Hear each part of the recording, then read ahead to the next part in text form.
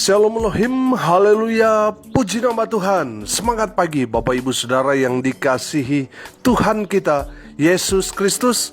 Jumpa lagi bersama saya Pendeta Samuel Mawuntu dalam Renungan Pagi ke 2024 hari. Renungan pagi ini mengudara. Puji Tuhan. Bapak Ibu Saudara yang dikasihi Tuhan, sebelum kita membaca, mendengarkan dan merenungkan firman Tuhan hari ini, mari kita berdoa. Minta pimpinan Roh Kudus. Kita berdoa. Bapa di surga, berbicaralah kepada kami semua. Pakai firman Tuhan ini untuk menegur kami, menasihati kami, meneguhkan iman percaya kami. Dan biarlah firman Tuhan ini memberkati kami semua.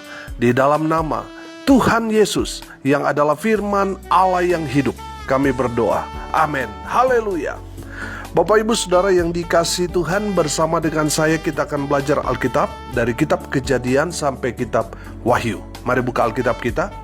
Kitab Mazmur pasal 34 ayat 7 sampai ayat 11. Demikian firman Tuhan.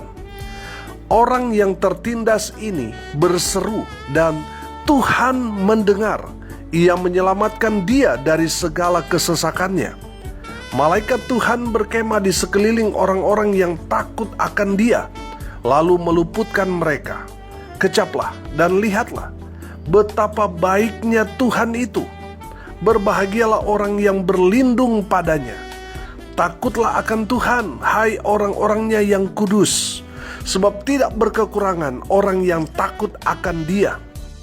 Singa-singa muda merana kelaparan, tetapi orang-orang yang mencari Tuhan tidak kekurangan sesuatu pun yang baik. Amin. Haleluya. Bapak Ibu Saudara yang dikasihi Tuhan, konteks kebenaran firman Tuhan ini ketika Daud lari dari Saul. Karena Saul mau membunuh Daud karena kecemburuan Saul kepada Daud. Saudara yang dikasihi Tuhan, Daud lari pergi ke Gad. Nah, di saat dia sedang dalam penyamaran dia melarikan diri itu, rupanya Daud ini dikenal oleh pegawai-pegawai Raja Akis. Karena Daud ketakutan kalau dia dikenali, dia akan ditangkap oleh Raja Gad itu dan konsekuensinya Daud pasti dibunuh. Karena ketakutan itu, Daud berakting pura-pura gila. Rupanya Daud ini sangat menjiwai akting orang gila itu, membuat Raja Akis, Raja Gad itu ketika dia melihat Daud seperti orang gila, dia tidak percaya kalau itu Daud. Singkat cerita, loloslah Daud dari tangkapan anak buah Raja Gad itu. Saudara, firman Tuhan ini yang saya tangkap dari kebenaran firman Tuhan yang sudah kita baca dan dengarkan bersama-sama, ini merupakan kesaksian Raja Daud bagaimana Tuhan menolong Daud pada waktu Daud ada dalam bahaya. Apa yang dilakukan Daud ketika dia ada dalam bahaya? Yang pertama, yang dilakukan Daud berseru kepada Tuhan. Amin. Coba saudara lihat ayat 7. Orang yang tertindas ini berseru dan Tuhan mendengar. Ia menyelamatkan dia dari segala kesesakannya. Amin. Bapak Ibu Saudara yang dikasihi Tuhan, ketika Daud alami dia ada dalam bahaya, dia seperti keluar dari gua singa pergi ke mulut buaya, saudara. Saudara, dia ada dalam masalah yang besar. Yang Daud lakukan adalah berseru. Dia berdoa kepada Tuhan dan Tuhan mendengar doa Daud. Saudara yang dikasihi Tuhan, kalau saat ini saudara mengalami seperti Daud, saudara ditindas, saudara mengalami satu pergumulan persoalan yang begitu berat saudara alami saat ini. Saudara sudah berusaha berupaya apapun tetapi tidak membuahkan hasil. Saudara dengar firman Tuhan ini. Berserulah kepada Tuhan. Amin. Seperti Daud. Dia berseru kepada Tuhan dan Tuhan mendengar doa dari Daud. Saudara, Kalau saat ini saudara Tuhan izinkan, saudara mengalami satu pergumulan yang besar, saudara berserulah kepada Tuhan. Karena Tuhan mendengar doa-doa orang yang tertindas. Tuhan mendengar dan Ia akan menyelamatkan dia dari segala kesesakannya. Amin. Saudara, di saat saudara berseru kepada Tuhan, di saat saudara ada dalam tekanan persoalan pergumulan, surga mendengar dan pastinya Tuhan akan turun tangan menyelamatkan saudara. Haleluya. Saudara yang dikasihi Tuhan, saya percaya di saat kita berdoa, surga mendengar dan akan menyelamatkan saudara yang berseru berdoa kepada Tuhan. Amin. Haleluya. Firman Tuhan berkata, barang siapa berseru kepada Tuhan, dia akan apa? Diselamatkan. Amin. Saudara yang dikasihi Tuhan, Daud ketika dia ada dalam persoalan pergumulan yang berat, yang dia lakukan yang pertama, Daud berseru kepada Tuhan. Haleluya. Yang kedua, Daud hidup takut akan Tuhan. Amin. Coba saudara lihat ayat 8. Malaikat Tuhan berkemah di sekeliling orang-orang yang takut akan dia, lalu meluputkan mereka. Haleluya. Ketika kita hidup takut akan Tuhan, Tuhan akan mengirim, Tuhan akan mengutus malaikat Tuhan untuk menjaga saudara dan saya. Amin. Saudara, kenapa Tuhan mengirim kita malaikat untuk menjaga kita? Karena kita hidup takut akan Tuhan. Amin. Daud hidup takut akan Tuhan, kita dapat melihat bahwa dia mengandalkan Tuhan dalam hidupnya. Saudara, perhatikan konteks firman Tuhan ini. Daud ada di Gad, dia sendirian. Dia tidak ada dikelilingi tentara, pasukan, pengaman presiden. Tidak, saudara. Daud sendirian. Dan Daud hidup takut akan Tuhan. Tuhan mengirim malaikat untuk menjaga, melindungi dia. Amin. Saudara, yang dia andalkan bukan pedangnya, bukan tentaranya, bukan koneksinya, bukan relasinya, tetapi Tuhan. Amin. Tuhan saja yang Daud andalkan. Makanya Tuhan datang untuk menjaga, melindungi dia dengan mengutus malaikat Tuhan untuk menjaga orang-orang yang takut akan Tuhan. Amin. Haleluya. Ayat 10 perhatikan. Takutlah akan Tuhan, hai orang-orangnya yang kudus, sebab tidak berkekurangan orang-orang yang takut akan Dia. Haleluya. Bapak Ibu Saudara, perhatikan di sana dikatakan, hai orang-orangnya yang kudus, takutlah akan Tuhan. Amin. Saudara, di dalam firman Tuhan ini kita dapat melihat orang yang hidup takut akan Tuhan, pasti dia akan menjaga hidupnya supaya tetap kudus. Amin. Saudara yang dikasihi Tuhan, saudara sudah melayani, sudah ikut Tuhan, tetapi saudara masih mencemari hidup saudara dengan perbuatan-perbuatan dosa, itu menandakan saudara tidak hidup takut akan Tuhan. Saudara, hidup takut akan Tuhan itu berarti kita menjaga hidup kita supaya tetap kudus di hadapan Tuhan. Mau terlihat atau tidak dilihat, kita tetap menjaga hidup kita supaya tetap kudus di hadapan Tuhan, bukan di hadapan manusia. Kalau di hadapan manusia, orang kudus pun bisa mengaku kudus, saudara. Amin. Betul?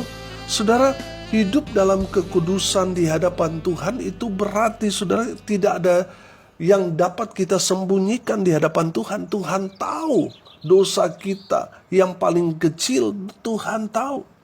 Dan orang yang hidup takut akan Tuhan, dia betul-betul menjaga hidupnya supaya tetap berkenan di hadapan Tuhan. Karena dia tahu bahwa tubuhnya adalah bait Allah yang kudus. Tuhan hanya mau tinggal dalam hidup kita kalau kita menjaga hidup kita kudus di hadapan Tuhan. Dan orang yang hidup takut akan Tuhan, dia mengandalkan Tuhan dan menjaga hidupnya supaya tetap kudus di hadapan Tuhan. Haleluya. Yang ketiga, yang dilakukan Daud, Daud selalu bersyukur kepada Tuhan. Amin. Perhatikan ayat 9. Kecaplah dan lihatlah betapa baiknya Tuhan itu. Berbahagialah orang yang berlindung padanya. Amin. Haleluya. Bapak Ibu Saudara yang dikasihi Tuhan, perhatikan bahwa Daud pada saat itu, dia sedang ada dalam bahaya. Dia sedang ada di kota musuh dan dia dikenali. Nah, kalau saja Raja Akis itu, Raja Gad itu percaya kepada pegawai-pegawainya bahwa itu adalah Daud, pasti Daud mati pada saat itu. Betul? Saudara, perhatikan Daud. Daud dalam suka maupun duka, dia tetap bersyukur kepada Tuhan. Haleluya. Bersyukur memang tidak membuat masalah yang saudara hadapi bisa selesai pada saat itu. Tapi setidaknya dengan bersyukur kita mendapat kekuatan untuk bangkit dari keterpurukan. Amin. Saudara, bersyukurlah dalam segala hal, karena itulah yang berkenan di hadapan Tuhan. Karena itulah yang Tuhan kehendaki pada kita. Saudara, ada banyak orang bersyukur ketika gaji naik, ketika mendapat bonus, ketika mendapat keuntungan dan lain sebagainya. Tapi yang Tuhan mau kita bersyukur itu bukan hanya suka tetapi duka.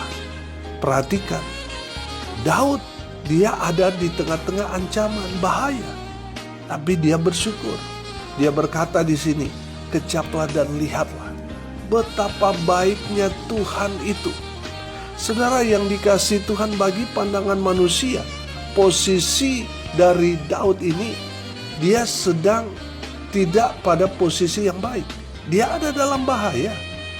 Selangkah saja dia buat salah, dia pasti akan mati.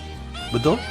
Tapi saudara lihat, dalam bahaya sekalipun, dia melihat kebaikan Tuhan yang luar biasa, yang Tuhan nyatakan bagi dia.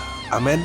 Saudara yang dikasihi Tuhan, jangan melihat masalah itu saudara langsung memberikan satu penyataan Tuhan itu tidak peduli dengan kita dan sebagainya. Tuhan itu jahat, kenapa masalah demi masalah belum selesai satu sudah datang lagi menimpa saya, apa salah saya Tuhan dan sebagainya.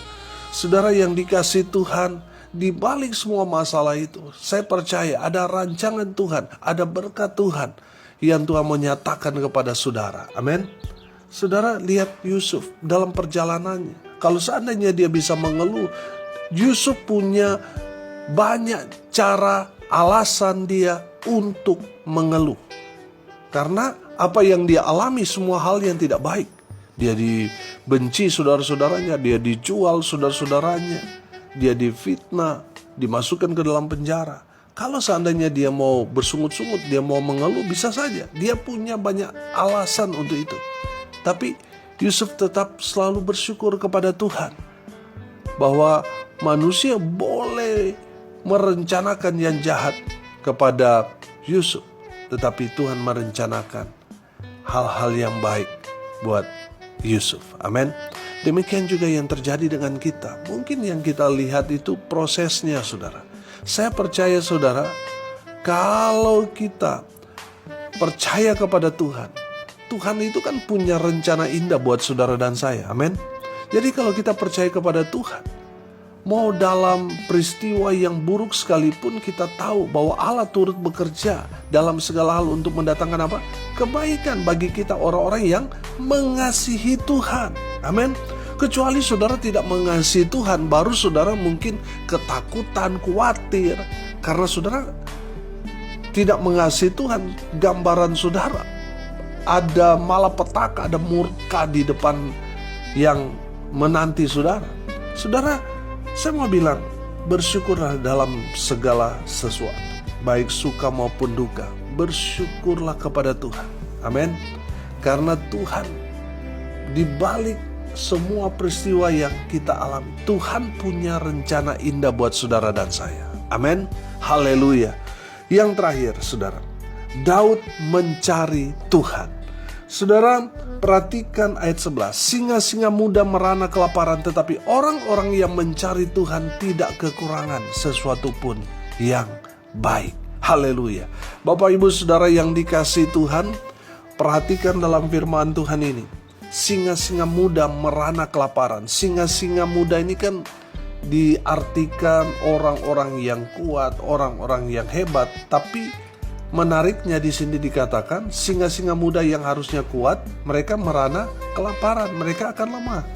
Dan itu terjadi di masa-masa pandemik, saudara. Orang-orang yang hebat, orang-orang yang tadinya kita lihat kaya raya, tiba-tiba merana, saudara. Susah, jatuh miskin. Tetapi orang-orang yang mencari Tuhan, walaupun dia mungkin dari segi pendapatan perekonomian sangat-sangat kecil, sangat-sangat minim, tetapi karena dia selalu cari Tuhan, tidak kekurangan sesuatu pun yang baik. Selalu berlimpah kasih karunia Tuhan dalam hidup orang-orang yang selalu mencari Tuhan.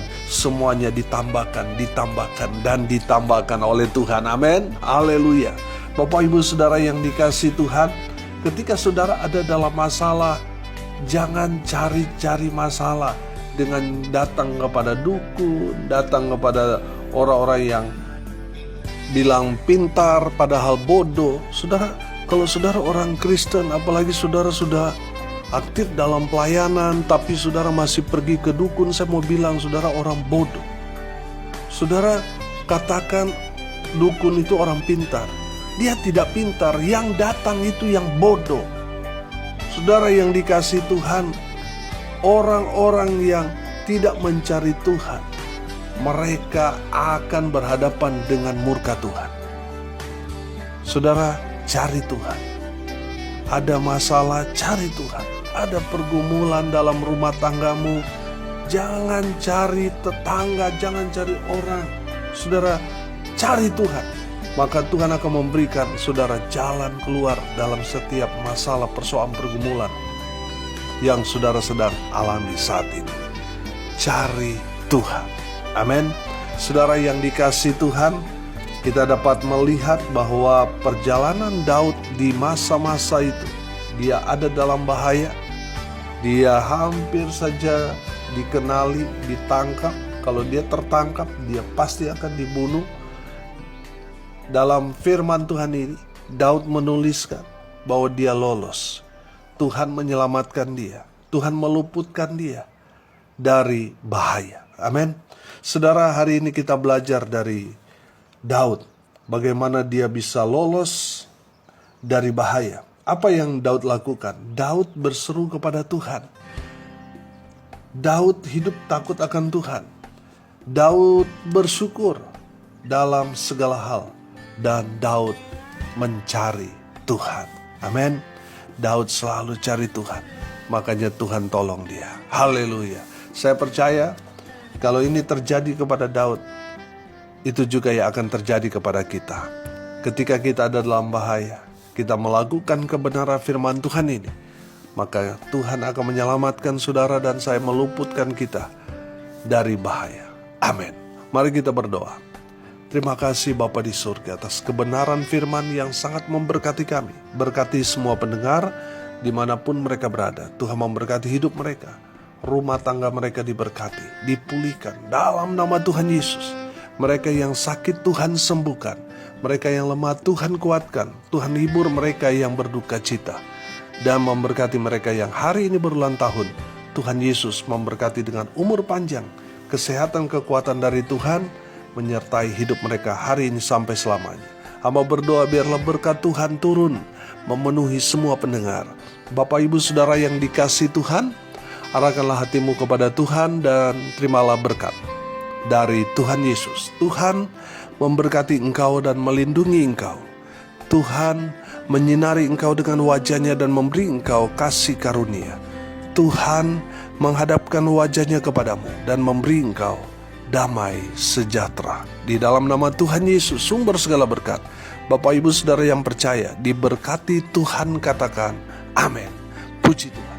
Bapak Ibu Saudara yang dikasihi Tuhan, kalau saudara merasa diberkati melalui renungan pagi ini, bagikan juga kepada saudara-saudara yang lain, supaya mereka juga diberkati, karena untuk itulah kita dipanggil untuk jadi berkat. Salam kasih dari Jakarta, Ibu Kota Negara Republik Indonesia. Saya Pendeta Samuel Maubuntu. Sampai jumpa besok pagi. Tuhan Yesus memberkati kita semua. Haleluya.